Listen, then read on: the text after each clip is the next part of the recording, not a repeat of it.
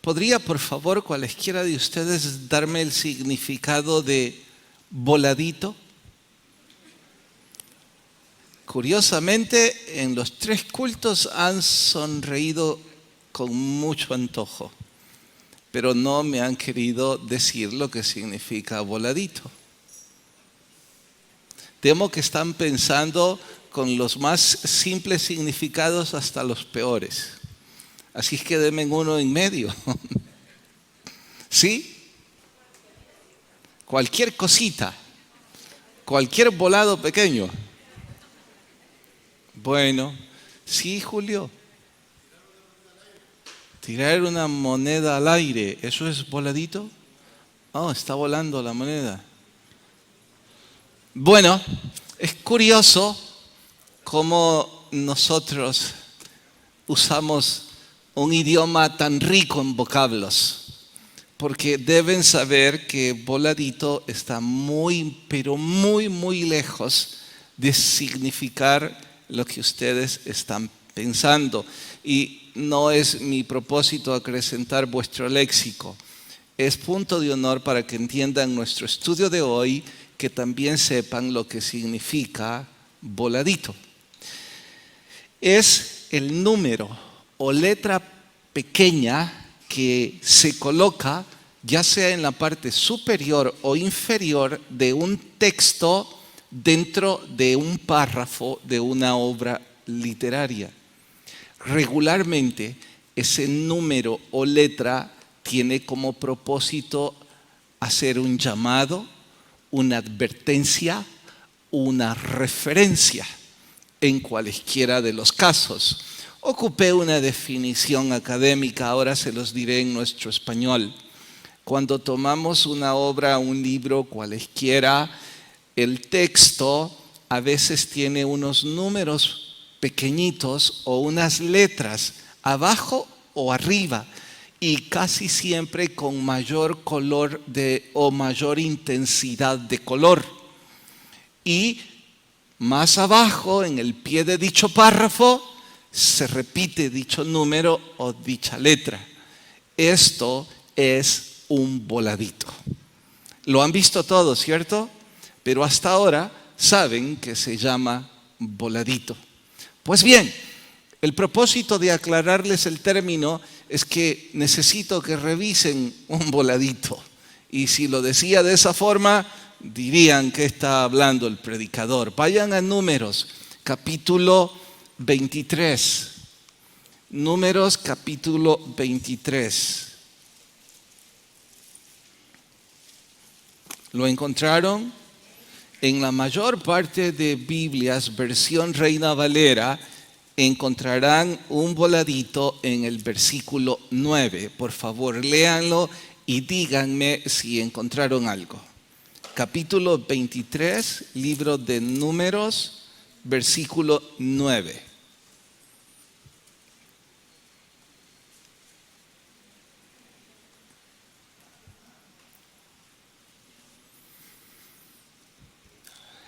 ¿Encontraron algo? ¿Qué encontraron? ¿Un número qué? ¿Están en el verso 9? ¿Dije 8? ¿Están en el versículo 9? Bueno, vuelvan a leerlo y descubran si hay algo.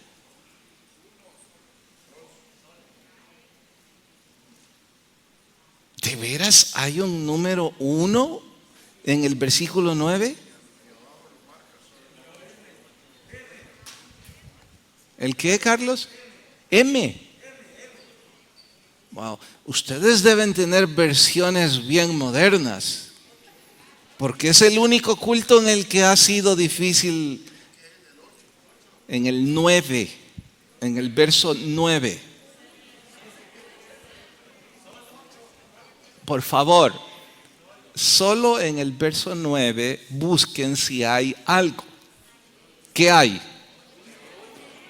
Un número 1 o un número 8. No sé qué versión encontraron del número 1, pero la mayor parte, es que los que están diciendo eso no ven del todo esos números pequeños. Bueno, la mayor parte van a encontrar un número 8. ¿Lo identificaron ya? Sí. Bien, ahora busquen ese número 8 en el texto inferior, es decir, al pie del texto, y encuentren lo que significa. Solo. Bien, atiéndanme, pero atiéndanme, si no se van a perder con el voladito. Voy a leer en voz alta, ustedes van a seguir mi lectura, pero yo voy a hacer lo que los estudiosos hacen con los voladitos. Voy a sustituir la palabra con esa advertencia. Así es que ustedes en voz baja, pero no lean, no se adelanten. Aún, si ya lo saben, en buena hora, pero si persiguen la explicación, mejor sigan mi instrucción. Sigan con mi lectura. Dice 23:9. Esto, por cierto, es el contexto histórico en donde Balaam, el profeta asalariado, intentó maldecir al pueblo de Israel. Y nuestro Dios puso en su boca una bendición. En este caso, una profecía respecto a la nación judía. Y dice: porque de la cumbre de las peñas lo veré, y desde los collados lo miraré. He aquí un pueblo que habitará solo. ¿Descubrieron para qué sirve el voladito? Un pueblo que habitará solo, no confiado, y será contado entre las naciones. Ahora sé que ustedes estarán preguntándose, bueno, ¿y a qué se debe esto? Los estudiosos en repetidas ocasiones tienen problemas con la traducción y a veces con la interpretación de la traducción, en donde algunos vocablos traducidos al español pues no tienen el mismo significado. De hecho, al escribir confiado, el texto se entiende, pero si ponemos solo, el texto se pierde. De ahí que ellos prefieren poner un vocablo que nos permita entender el texto con la advertencia de que en realidad lo que decía era solo. El punto es, Balaam profetizó: Israel será una nación que habitará sola en medio de las naciones. Ahora, para entender o interpretar el sentido, deben pensar de esta forma. Israel iba a habitar en medio de un espectro de naciones cruentas, salvajes, sanguinarias. ¿Quién puede habitar solo en medio de esas naciones? ¿Quién? Solo un pueblo confiado. En este caso, sabemos que su confianza estaba puesta en Dios, y de allí que no les preocupara que esas naciones fueran sanguinarias.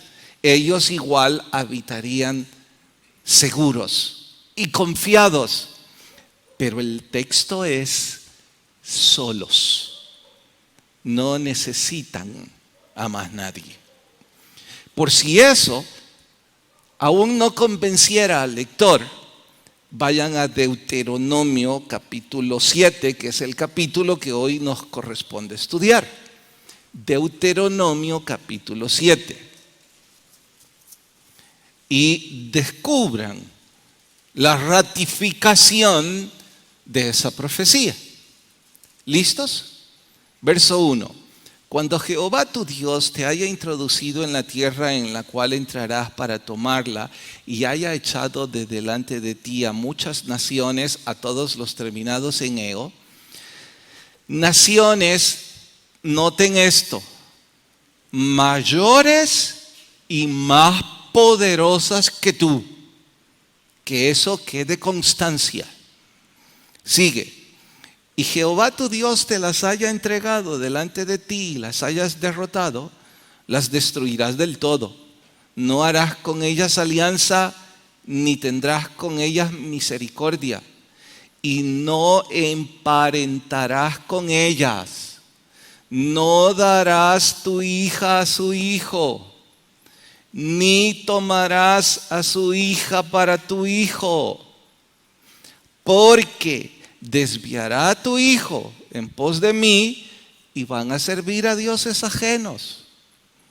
El furor de Jehová se encenderá sobre vosotros y te destruirá pronto. Mas así habéis de hacer con ellos.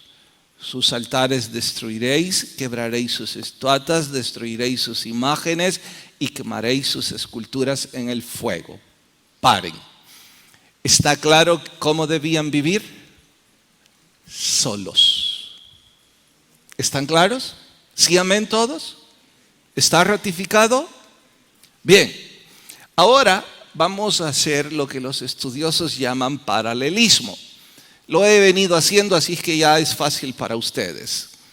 El Israel histórico a la par del Israel espiritual. ¿Cuál es el Israel histórico? La nación hebrea, los judíos. ¿Cuál es el Israel espiritual? ¿Cuál es el Israel espiritual? La iglesia de Cristo. Bien, haciendo eco de ese paralelismo pertinente, podemos decir que si la nación hebrea debía vivir sola, consecuentemente la iglesia de Cristo también debía aislarse del mundo. ¿Todos de acuerdo? Aquí viene el problema.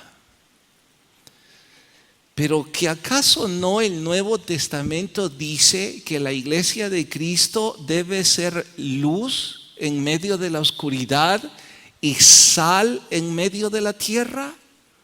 ¿Cómo podemos nosotros ser luz y sal sin interactuar con el mundo?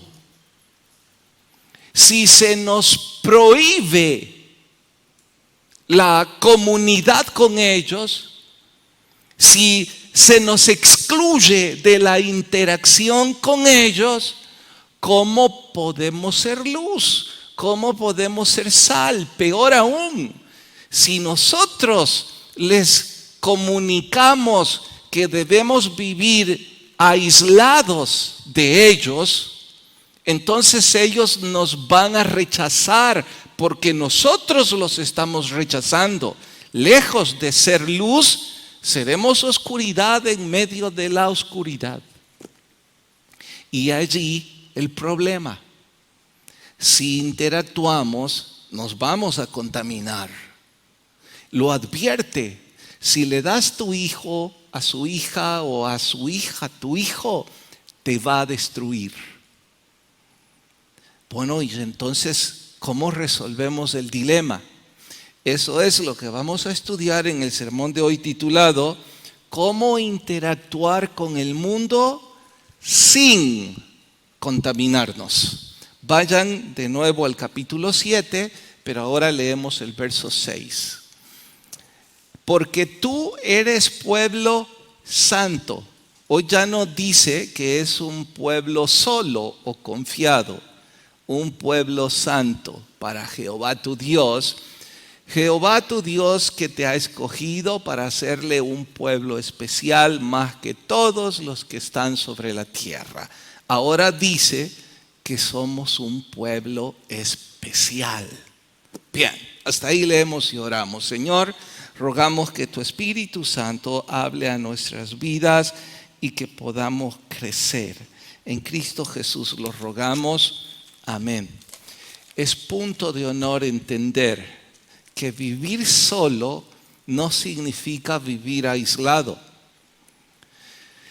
Por esa razón, los estudiosos pusieron el voladito para advertir que se trata de vivir confiados.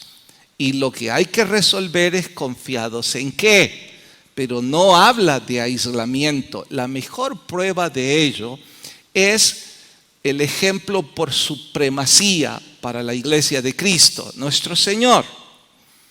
Él no vivió en aislamiento, al contrario, compartió su vida con publicanos y prostitutas. Se sentaba a comer con ellos. Y si se trata de comidas, no exagero en decir que gastaba 2 horas con ellos, qué sé yo, cuántas veces a la semana. Él interactuó con estas personas. Y cito esos 2 por llegar al extremo de lo que la sociedad condena. Pero en realidad nuestro Señor siempre se relacionó con pecadores, interactuó con ellos. Y si Él es nuestro ejemplo por supremacía, pues no podemos hacer menos. Pero al concluir eso, no resolvemos el Antiguo Testamento. Y no podemos decir, bueno, eso era solo un modelo. Jesús aclaró el modelo real. No se trata de eso. Porque la nación hebrea tenía la misma responsabilidad de la iglesia de Cristo. La profecía para ellos era: en ti serán benditas todas las naciones de la tierra. Y las demás naciones se acercarán a Dios por su ejemplo, que es exactamente la misma llamada para la iglesia de Cristo. De ahí que, ¿cómo entonces vamos a interactuar sin contaminarnos? Hay que ser súper cristianos y tener un escudo tan grande. Bueno, creo que lo primero que debemos hacer es entender el contexto. Y esto nos va a llevar a cómo relacionarnos. Lo primero que hay que entender es por qué nos llama un pueblo especial. Porque si no repararon en ello, mejor lo vuelvo a leer. Verso 6 dice: porque tú eres pueblo santo para Jehová tu Dios. Jehová te ha escogido, ¿para qué? Para ser un pueblo especial, más que todos los demás. Paren, no sigan leyendo. Bueno, entonces nosotros somos más que ellos, que los no conversos. Absolutamente no. La iglesia de Cristo no es ni mejor ni superior a los inconversos. Semejante postura es aberrante, es arrogante y una grave interpretación bíblica. Esa es la razón por la que los judíos discriminan a otros por religión. Y es la misma razón por la que muchas otras naciones los discriminan a ellos. Porque ellos se sienten superiores. Como también una cantidad de cristianos hoy día se sienten mejores que los no convertidos. Eso es orgullo.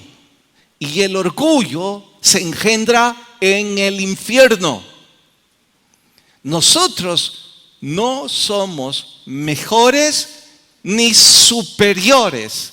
Somos especiales y santos.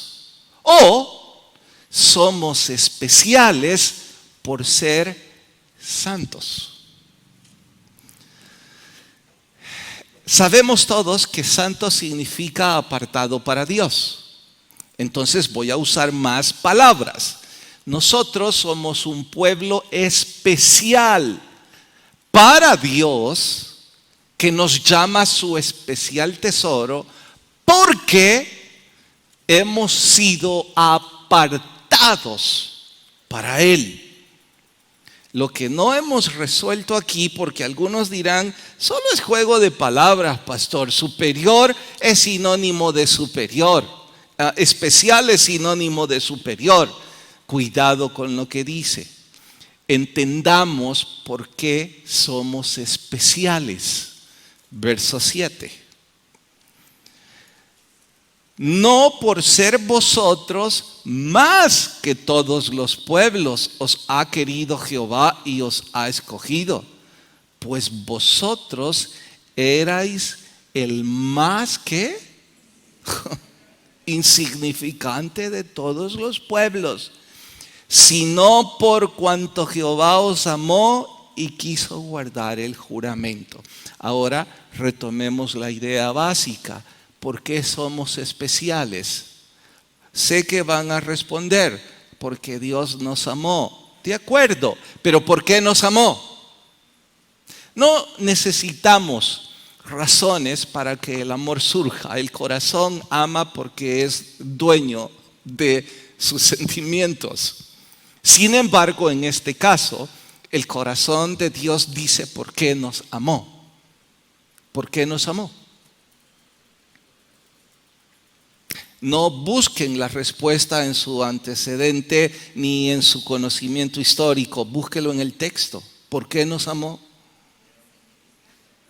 Porque éramos los más insignificantes de este planeta.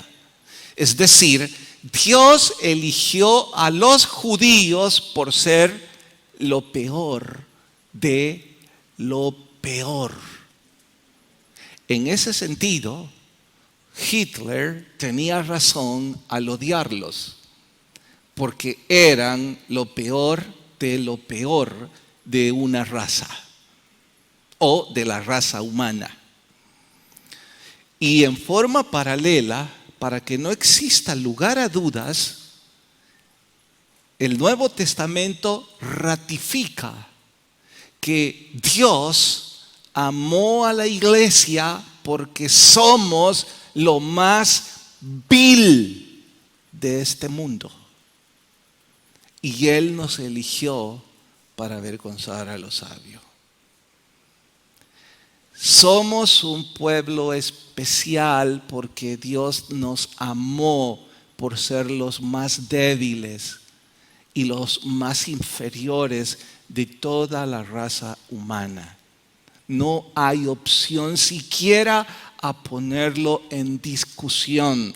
Y si alguien todavía tiene un poquito de argumentos, escuchen esto.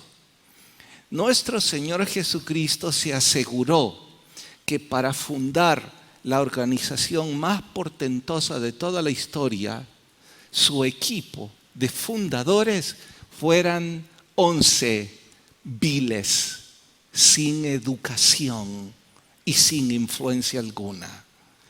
Lo peor. Pero ellos son los fundadores de la Iglesia de Cristo. ¿Para qué? Para Él glorificarse y mostrar al mundo que aún de lo peor Él puede hacer grandezas, porque Él es Dios. Así es que, en resumen, les tengo que preguntar, ¿por qué nos amó Dios? Porque éramos lo peor. Algunos, al pensar en su pasado, no necesitamos que nos convenzan de eso. Podemos decir, es perfectamente mi caso, predicador. Los más jóvenes, arrogantes y sin conocimiento, pueden a lo mejor poner eso en duda. Pero no se olviden que les guste o no, ustedes vienen de nosotros, es decir, de sus padres. Y si nosotros somos lo peor o éramos lo peor, ustedes vienen de lo peor. Les guste o no. Pero Dios nos amó, nos hizo especiales y nos convierte en un pueblo apartado para Él, que puede vivir solo en medio de lobos, totalmente confiado, porque tenemos un Dios todopoderoso. Bueno, entendiendo esto, les pregunto, ¿qué arranca en nuestro corazón esta gran verdad? Que Dios me amó por ser lo peor. Saben que yo más de alguna vez, lo confieso, he pensado, ¿y Dios por qué me dio el privilegio de ser pastor de una iglesia como esta, de la cual yo me siento tan honrado y tan inmerecedor? Y me sorprendo y digo, no puedo entenderlo. ¿Por qué Dios quiso hacer eso? Ahora lo sé, ya no tengo que preguntar más nada. Porque Dios dijo, yo andaba buscando al peor. Y vos sos el peor. ¡Wow! ¿Qué debe arrancar eso en mi corazón? Vamos, díganme. Gratitud, sí, pero hay algo más.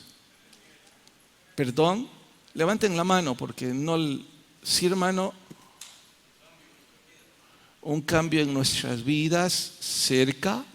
Cristian, cerca, hermano. Agradecimiento, humildad.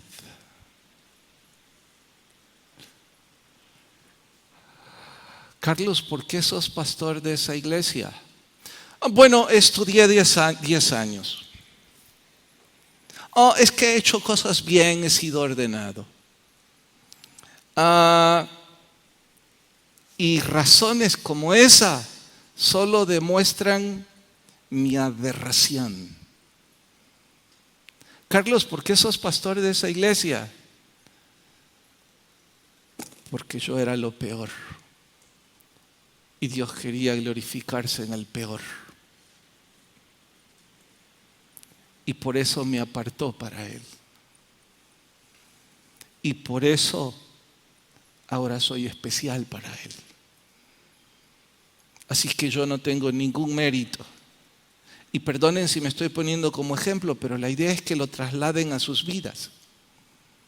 Usted no tiene familia porque es un hombre inteligente, atractivo y tuvo la astucia para conquistar a su esposa. Usted, aun cuando se crea una mujer hermosa y que todavía puede conquistar a Tom Cruise y se cruza en su camino, Dios no la amó por eso. Usted que se cree muy joven, muy listo, muy hábil, todas esas cosas son propias de hombres y mujeres soberbios, petulantes. Y dice la Biblia que después de la soberbia está la caída. La única razón por la que somos o tenemos lo que seamos o tengamos es porque Dios nos amó. Y nos amó porque éramos los peores. Así es que ahora yo debo ser humilde. Y ahora que entiendo esto, ¿puedo yo reclamar superioridad religiosa? ¿Puedo sentirme superior a los inconversos? ¿Puedo decir que soy mejor que ellos? ¿Que no leí que ahí dice que todos ellos eran superiores a mí? No, no puedo sentirme. Lo único que puedo sentir es gratitud y humildad, porque Dios decidió amarme. No me gusta esta ilustración, pero quizás sirve. Una pareja, buenos amigos, bromeamos mucho, ellos son extranjeros. Le dije el otro día, yo no entiendo cómo vos pudiste casarte con este. Es tan feo. Ella sonrió y me dijo, por eso. Era el más feo, así que conmovió mi corazón. Dije que es mala ilustración, pero me sirve. Porque mi amigo respondió, y por eso la amo más. Porque a pesar de yo ser feo, me amó. Wow. A pesar de yo ser lo que era, a pesar de venir de la familia que venía, me amó. Fantástico. No puedo yo portarme petulante con los que no son cristianos. No puedo rechazarlos. No puedo discriminarlos. Yo era peor que ellos. Y entendiendo esta verdad, entonces puedo poner las únicas dos condicionantes para interactuar con el mundo. Porque recordarán que ese es nuestro tema. ¿Cómo interactuar sin contaminarme? Como ahora sé que debo hacerlo con humildad, ahora voy a poner las dos condicionantes. ¿Cuáles son esas? Número 1. Yo no voy a interactuar con el mundo a no ser, número 1, que tengo un plan para compartir mi fe con ellos. Si ese es el punto, vengan todas las fiestas que quieran, porque son mi oportunidad para presentar mi fe. Exactamente como las cenas a las que nuestro Señor Jesucristo fue con esas personas, porque el plan de nuestro Salvador era presentarles la luz del mundo. Así que si ese es mi plan, hay que interactuar con ellos. Porque de todos modos, como ya reconocí con humildad que soy especial, entonces soy diferente. No soy raro, solo soy diferente. Y esa diferencia me da oportunidad para presentar mi fe. Déjenme citar un ejemplo. Es tiempo del almuerzo. Me puedo sentar con mis compañeros o me puedo aislar. Si voy y me siento con ellos y oro, dirán que soy un santulón o me voy a contaminar. Pero si me voy al otro extremo, dirán que soy un ermitaño. ¿Qué hago? Bueno, yo tengo un plan, compartir mi fe, y debo hacerlo con humildad. Entonces me siento y les pregunto, disculpen, ¿se ofenderían si yo hago una pequeña oración por la comida? Si alguno me dice sí, bueno, yo no la hago. Que seguro habrá alguno. O seguro habrá otro que diga, haz lo que te dé la gana, es tu comida. Seguro habrá otro que dirá, dale, ora. Pero usted no se pintó a santulón, usted fue humilde. No se aisló, pero fue luz en medio de la oscuridad. Porque usted tenía un plan y aprovechó la oportunidad.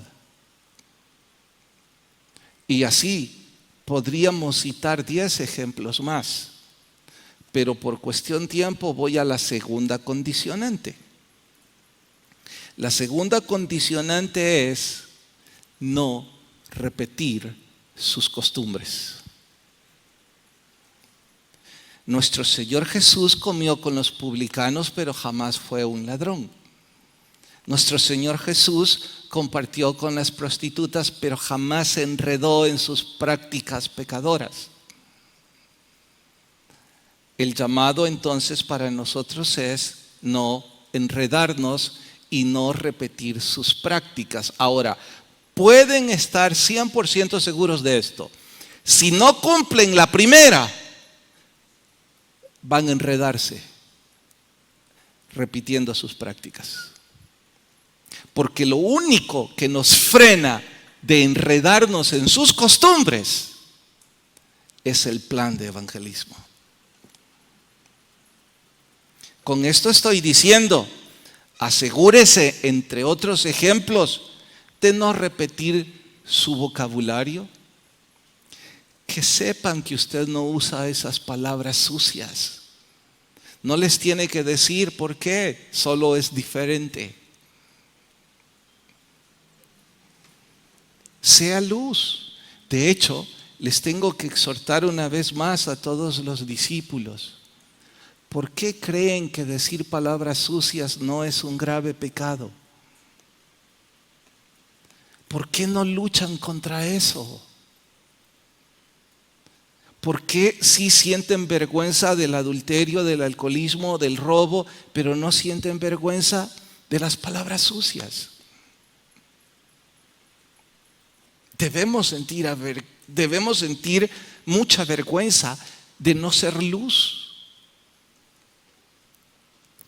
Y aquellos que están en el ministerio, que ansían un púlpito, que tienen el privilegio de dar clases en capilla, en cualesquiera lugares, misiones donde deban compartir su fe, no pueden usar ese vocabulario nunca.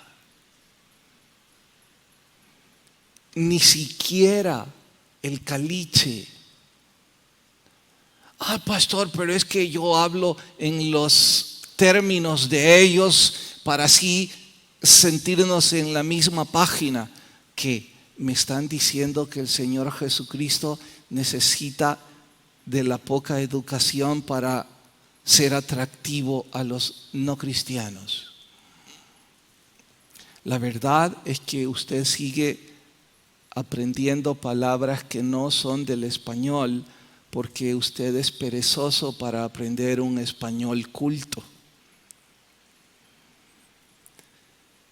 Y va a enredarse porque no sé la razón, pero las palabras sucias o el caliche son como el alcohol, la droga o el sexo.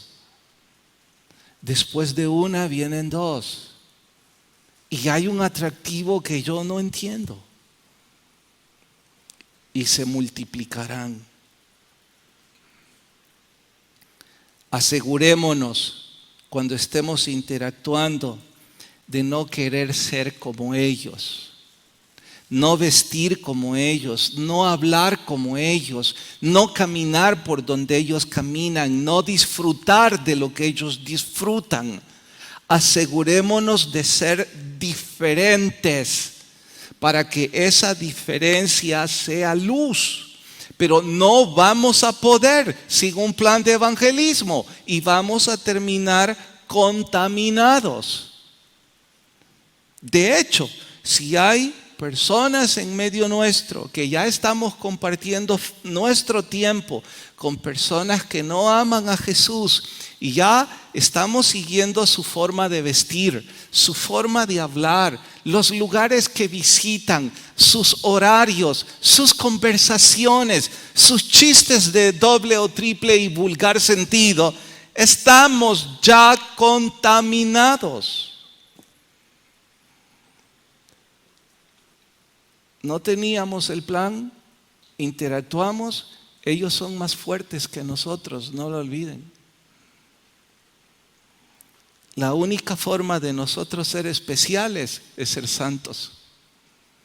Y para ser santos hay que tomar la decisión de ser diferentes. De vez en cuando escucho a alguien decir: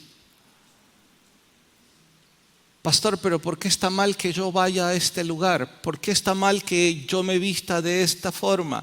Que use este escote, que use este pantalón, que use este arito, que use esta marca, que use esta señal. Oigan, dejen de meter en problemas a los predicadores. Acepten la verdad.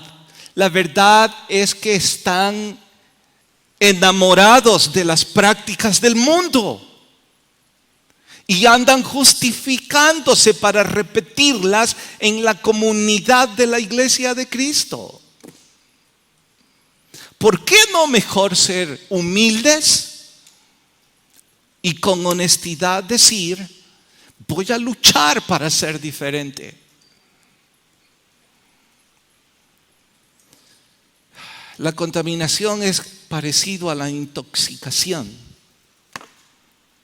Y si se intoxicó por alimentos, esto le va a propinar probablemente una infección que significa temperatura, dolor de estómago, estreñimiento, malestar, quizá dolor de cabeza. Y salir de esa intoxicación, supongo, le costará varios tiempos de comida en ayuno, dolor, falta de sueño, malestar, y quizás pasará 2 o 3 días así. Ahora, si no era intoxicación alimentaria, sino que por drogas, será peor desintoxicarse. Serán semanas de rehabilitación y probablemente medicación y sufrimiento. Y si es alcoholismo, será igual o peor. Si es una relación sexual promiscua en donde involucró sentimientos, wow, eso va a ser difícil. Pero si no lo hace, le va a producir un cáncer y lo va a destruir. Hay que desintoxicarnos. El mundo contamina. Podemos y debemos interactuar reconociendo que Él nos amó porque éramos lo peor, que nos hizo especiales y que por ser especiales ahora somos santos. Y con esa santidad debemos interactuar con el mundo para compartir su fe y nunca repetir sus prácticas. Oramos.